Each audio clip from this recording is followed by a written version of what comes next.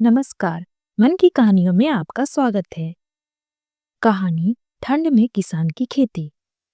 कड़ाके की ठंड का मौसम था। रात भर गिरी ओस अब बर्फ से जम चुकी थी।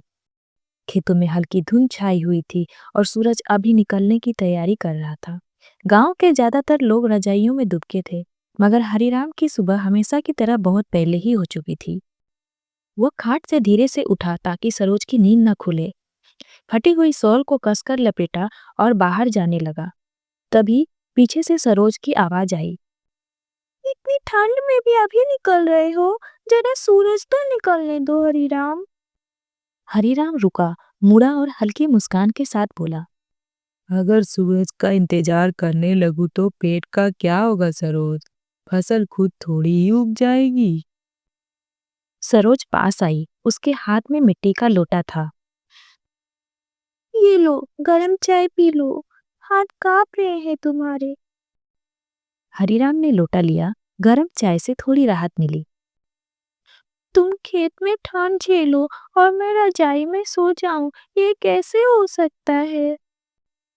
हरिराम चुप रहा। उसकी आंखों में पत्नी के लिए गहरा सम्मान था। खेत पहुंचते ही हरिराम ने कुदाल उठाया। हाथ सुन पड़ रहे थे, लेकिन वह रुका नहीं। हर फावड़े के साथ उसकी सांस से भाप निकल रही थी। दूर से सरोज खेत की मेड़ पर आते दिखी। अरे, तुम यहाँ क्यों आ गई? घर पर रहो सरोज। घर पर बैठकर तुम्हारी चिंता करने से अच्छा है यहीं रहूं। दोपहर का खाना भी ले आई हूँ। तुम्हारे हाथ ठंडे हो जाएंगे सरोज। मेरे हाथ ठंडे हो जाए इससे पहले तुम्हारे हाथ फट जाते हैं। कोई फर्क नहीं पड़ता। दोनों हंस पड़े, मगर हंसी में संघर्ष छिपा था। दोपहर तक ठंड और बढ़ गई। बादल घिर आए। हरिराम की उंगलियां सुन्न हो चुकी थी।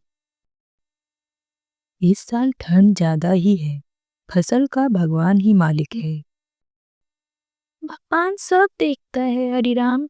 मेहनत कभी बेकार नहीं जाती। ये लो, तुम खाना खा लो। कभी कभी तो लगता है हमारी मेहनत बस मिट्टी में मिल जाती है। अगर मेहनत मिट्टी में मिलती है तो उसे मिट्टी से तो अन्न पैदा होता है ना हरिराम। लगातार ठंड में काम करते करते हरिराम को बुखार चढ़ आया। रात को शरीर तप रहा था। सरोज ने माथे पर हाथ रखा।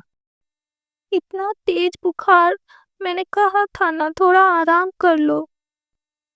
सरोज, अगर मैं नहीं जाऊंगा तो खेत तो फसल कौन देखेगा? मुझे जाना होगा सरोज। तुम रहोगे तभी तो फसल होगी ना, आराम करो। उसने अपने पुराने संदूक से दवा निकाली और गर्म पानी किया और हरिराम को पिलाया। कल से तुम खेत नहीं जाओगे, ठीक है? मैं चली जाऊंगी।